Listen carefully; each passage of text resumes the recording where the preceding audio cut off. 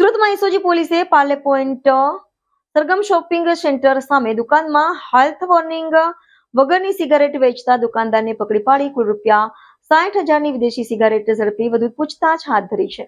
સુરતમાં ફરી એક વખત એસઓજી પોલીસે પ્રતિબંધિત સિગારેટનો મોટો જથ્થો ઝડપી પાડ્યો છે.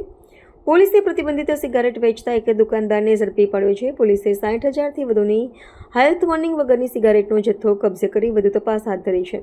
સુરતમાં એસઓજીની ટીમને બાતમી મળી હતી કે Parle point Sargam shopping centre સામે આવેલ પાનની દુકાનના સરકારી ટેક્સ ચોરી અને વોર્નિંગ વિનાની સિગારેટ વેચાઈ રહી છે, જ્યાં પોલીસની ટીમ દ્વારા રેડ કરી વેપારીને ઝડપી પાડવામાં આવ્યો હતો. સુરત એસઓજી પોલીસે દુકાનમાં રેડ કરી વેપારી પવન રાજેન્દ્ર પ્રસાદ પાંડેને ઝડપી પાડ્યો હતો. પોલીસની ટીમ દ્વારા તેની દુકાનમાં તપાસ કરતા ગેરકાયદેસર રીતે રાખવામાં આવેલ હેલ્થ વોર્નિંગ વગરની અને સરકારના ટેક્સ ચોરીની સિગારેટનો મોટો જથ્થો ઝડપી પાડવામાં આવ્યો હતો. પોલીસે કુલ ₹60,000થી વધુનો મુદ્દામાલ કબજે કરી વધુ પૂછતાછ હાથ ધરી છે. કેમેરામેન હકીમ શેખ સાથે વસીમ હાસમીનો રિપોર્ટ, આઝાદ ન્યૂઝ, સુરત.